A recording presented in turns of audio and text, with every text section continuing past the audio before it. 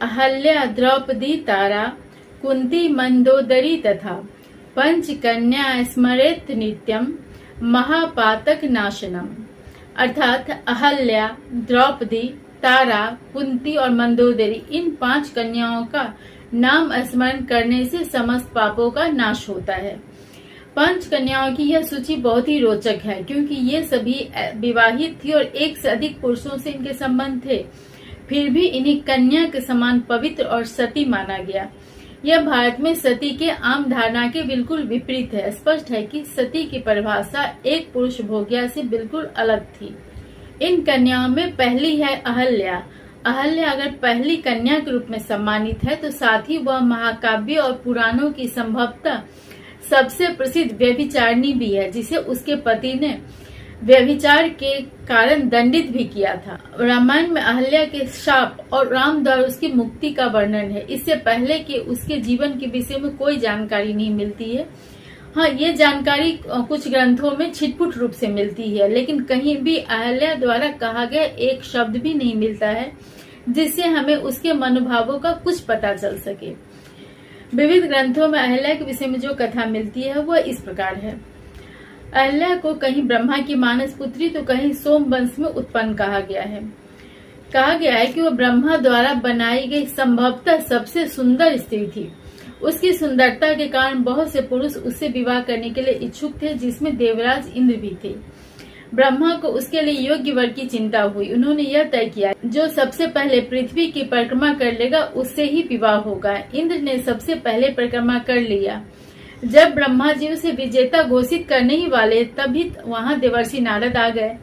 नारद जी ने बताया कि ऋषि गौतम प्रतिदिन पूजा करने के बाद गायों की परिक्रमा करते थे। उस दिन जब वे इस तरह परिक्रमा कर रहे थे, तभी गाय ने एक बछिया को जन्म दिया है। शास्त्रों के अनुसार प्रसव काल में गाय की परिक्रमा का पुण्य समस्त पृथ्वी के परिक्रमा के बराबर होता है। इसलिए गौतम ने इंद्र से पहले यह परिक्रमा पूरा कर लिया, ऐसा तर्क था नारद जी का। ब्रह्मा जी ने भी सोचा कि स्त्री का सौंदर्य सामान्य आसक्त पुरुषों को अपने कर्तव्य पथ से डिगा सकता है। इसलिए अहल्या जैसी सुंदर स्त्री किसी ऐसे पुरुष को मिलनी चाहिए जिसका अपने मन पर नियंत्रण हो। ऐसा सोचकर ब्रह्मा जी ने अहल्या के विवाह ऋषि गौतम से करवा दिया। अपने पति ऋषि गौतम के साथ अहल्या उनके आश्रम में रखकर उनकी तरह ही तपस्विनी का जीवन बिता रही थी। सौंदर्य के साथ उसमें शील और सदाचार भी था, जिस कारण गौतम अपनी पत्नी से बहुत प्रेम करते थे। इस युगल के बच्चे भी हुए, पर केवल उनके एक बेटे, जो बड़े बेटे थे शतानिक मुनि, का ही विवरण रामायण में मिलता है। यह शतानिक मुनि सीता के पिता जनक के कुल गुरु थे। एक दिन किसी समारोह में इंद्र ने फिर अहिल्या को देखा। वे पहले से उस पर आसक्त थे। उस रात उन्होंने धोखे से गौतम ऋषि को सुबह होने का आभास करा दिया।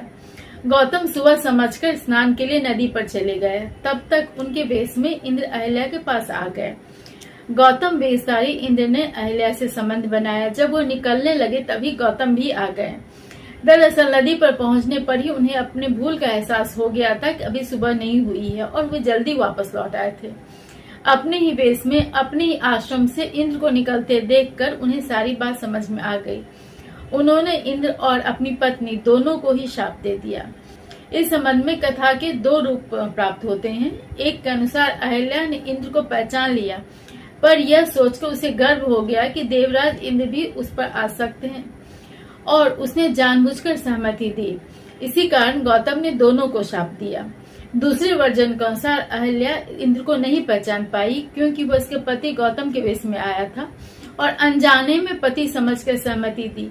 गौतम ने इस क्रोध में शाप दिया कि सती नारी होकर भी उसने अपने पति और पर पुरुष में अंतर नहीं किया। रामायण पहले वर्जन का समर्थन करता है। इस शाप तक अहिल्या एक साधारण ऋषि पत्नी की तरह थी। वह पूरी तरह अपने पति की छाया में, पति से अलग उसकी कोई पहचान नहीं थी। लेकिन इस शाप के बाद उसका वास्तविक मजबूत पक्ष उभरकर सामने आया। गौतम पत्नी से प्रेम करते थे, लेकिन इस घटना से वो इतने आहत हुए कि आश्रम छोड़कर हिमालय में तपस्या करने चले गए। वाल्मीकि रामायण के अनुसार अहल्या को प्राणी मात्र के दृष्टि से अदृश्य रहने का शाप था, जबकि तुलसी कृत रामचरितमानस और अन्य कुछ ग्रंथों के अनुसार पत्थर बन जाने का शाप था। लेकिन दोनों ही वर्जन के अनुसार उसका उद्धार राम के द्वारा ही होना था।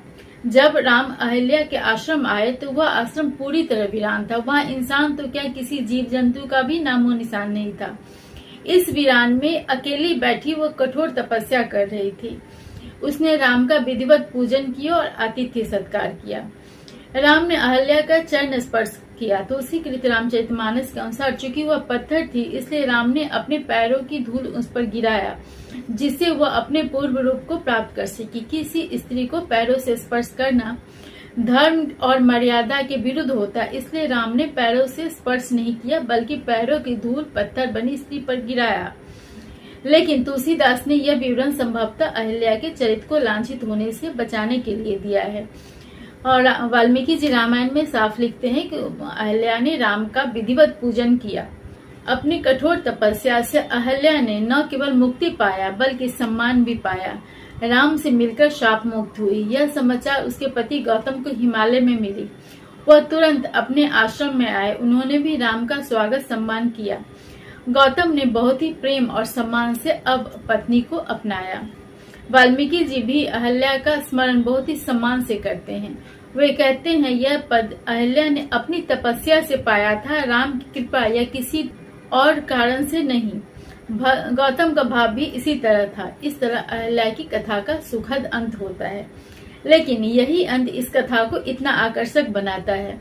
विश्व के अन्य संस्कृतियों में स्त्रियों को व्यभिचार के लिए पत्थर मारने, तलवार से काटने, कोड़े मारने आदि जैसे उदाहरण भरे पड़े हैं। लेकिन व्यभिचार को नैतिक विचलन मानकर उसे सुधारने का अवसर देने का ऐसा उदाहरण बहुत ही कम है। दूसरी तरफ अहल्या ने भी सहन शक्ति और मानसिक मजबूती का परिचय दिया। इतनी बदनामी से उसमें दैन्य नहीं आया, बल्कि उसका निश्चय दृढ़ हुआ। उसकी तपस्या इतनी कठोर थी कि ऋषि मुनियों ने उसे एक तपस्विनी होने के नाते सम्मान दिया था, केवल गौतम की पत्नी होने के नाते नहीं। उसके भूल को न केवल क्षमा किया गया, बल्कि पंच कन्याओं में स्थान देकर उसे सम्मानित भी किया गया। अहल्या की इस कथा को आप किस दृष्टि से देखते हैं, जरूर बताएं।